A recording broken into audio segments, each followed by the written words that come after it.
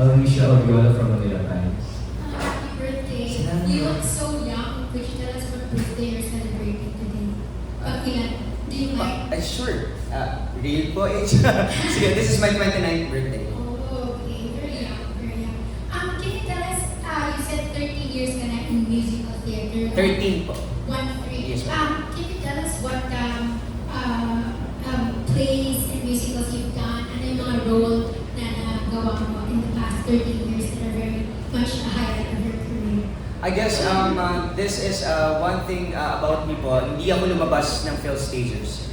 Dito po, I'm a homegrown talent from PSF po. Started here, nag-workshop here, at dito na po ako lumaki. So all of my plays, musical plays, ay nandito na. Ever since po na pumasok ako, lahat ng musical play nila ay isa na po ako sa mga medyo nagbibida hanggang sa dumating panahon na after 8 years, naging ano na po nila ako, bida na po nila ako. Nung lumalaki na po. Kasi nag-fit na ako sa role, medyo bata kasi I started as 13 years old. So, lumalaki po ako. Mga musical plays po, yung Bonifacio, yun po kasi pinapalabas ng mga musicals ng PSF. So, mga historical, and I don't know if sana nakapanood kayo, and promote ko na lang din. Sa 13, may closing show po kami sa Resorts World Manila. So, if you're available, April 13, this coming April 13, Resorts World Manila, 7 p.m. Mag-close po yung Bonifacio na tinatour po namin sa buong Pilipinas. And how did you start with Phil Stage? How did you start with him? I think may interesting story yata yung sabi mo. Oh yeah, galing po ako ng Tondo. Batang Tondo po ako, and from public school na napanood lang po yung Phil Stagers noong 2011. I saw them nag-perform po sa schools since ang market po nila ay mga schools. Then after po nun, napanood ko sila, sabi ko mag-workshop ako. Then nung nag-workshop po ako, hinanap ko sila sa social media, hindi pa ganun kalala ang Facebook searching. Nung nakita ko po sila dun sa Facebook, agad-agad po pinuntahan ko agad yung studio nila. Then hindi po ako natanggap. March 24, 2011, first ever workshop ko sa audition ko sa Tanang Buhay, hindi po ako natanggap. Then 6 days later, March 30, which is my birthday, tinanggap po nila ako at sabi nila bakit ka namin tatanggapin. Sabi ko kasi birthday ko. So, tinanggap nila ako parang pasang-awa. And after po noon, I started from the ranks because I started as workshopper, tapos di nila ako natanggap. Twice po ako nag-audition sa Phil Stagers para po matanggap as actor. Then yung ikalawang pagkakataon ko po, nag-start ako as an usher, yung nagpapapasok, hanggang sa naging theater actor na po ko, at hanggang sa naging presidente po ako ng kumpanya. Wow. Ganda naman ang story mo. Very inspiring. So, in the plays that you've, in musicals you've done, ano yung roles ng mga talagang identified with you? I guess Jose Rizal. Seriously. Jose Rizal. Nagrarally ako ng naka-Jose Rizal. So, feeling ko, yun na identified ako, kamukha ko daw kasi si Cesar Montano. Yun ang sinasabi nila sa akin. So, sa stage, kapag tinitignan po nila ako, Rizal na Rizal, especially kapag nakaayos po yung buhay. So, Jose Rizal po talaga. So, eventually ba, kasi ngayon ang mga release mo, there are love songs, no? Do you think you also write songs na medyo nationalistic na mga kanta, lalo na ngayon sa panahon nito? Yeah, I guess kailangan natin ng mga ganun kanta today. And believe I'll try. And I'm inspired actually to write songs nowadays. So, artistic juices pumapasok na lang bigla eh. Ang kwento ko nga po sa inyo kapag nauna yung, baliktad nauna yung tono sa akin. Kasi some of the singer-songwriter, di ba nauna muna yung tula or lyrics bago nila sinasaliwan ng musika.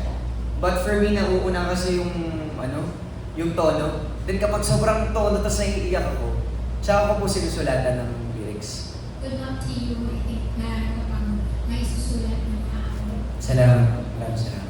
Thank you, Gabi, si nasa liwan. Sa liwan na naman siya from GMA7, Gabi Di Barrios. Hello, hi, good afternoon. Medyo pagkalo natin yung music and then acting. So feeling ko naman din, pinag-arap ko rin, or isip ko siguro na gumawa ng sulat ng storya para sa isang movie or maybe direct. So if you were to direct a full-length feature, ano yung storya na sa tingin mo na dapat talakayin natin today as Philippines, as a nation, as a Filipino na dapat pag-usapan naman? Kung mag-create po ako ng story, actually, nag-direct na po ako ng series under our company. So, I guess, ang gusto kong talakayan is yung sense ng kung paano yung story at pagpili ng mga pangulo before. So, I guess medyo political siya. Pero I guess yun yung talakayin na updated dapat today. So feeling ko, set siya ng 1800s. I'm an old soul, I'm sorry. Pero feeling ko, kinikilig kasi ako pag nakakakita po ako ng mga luma, mga antigong bagay. Pati po pag medyo Tagalog po, Bulakenyo din po kasi ako. Kaya kapag nakakita po ako ng ganun, makikita niyo po sa music video ko mamaya. At makikita niyo po kung paano ako mag-direct because I directed my own music video and I acted of course. Ako yung kumanta doon. Makikita niyo po, 3 era nga po siya, yung 1800s na side. Gusto kong ganun feels. Tapos gusto ko kung magdadirect po ako ng story na yan is yung Pilipinas noon, pwede pa bang mabago yun para mabago pa rin ang kasalukuyan sa mga.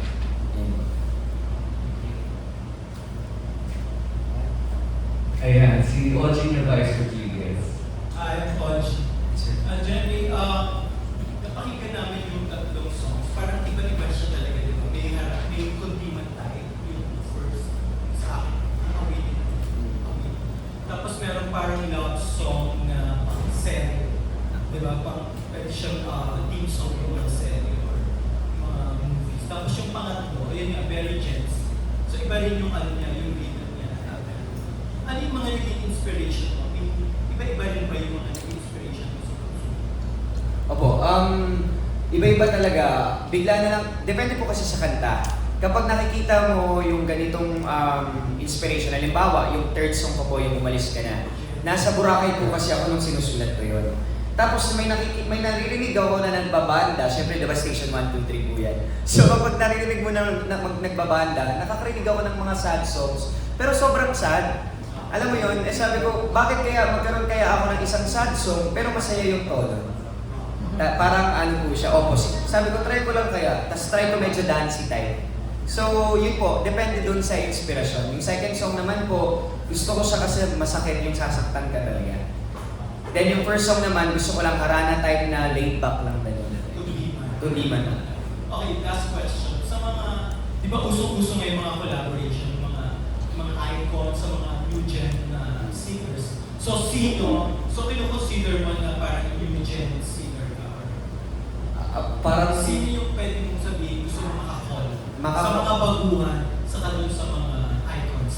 sa mga baguha, I mean, sa ngayon po, gusto ko po makakola bang pen and pen. Parang ganun ko kasi, kapag joke, sila kasi yung in, sila po yung mga gusto kong makakola, mga idol na artist ko po ito.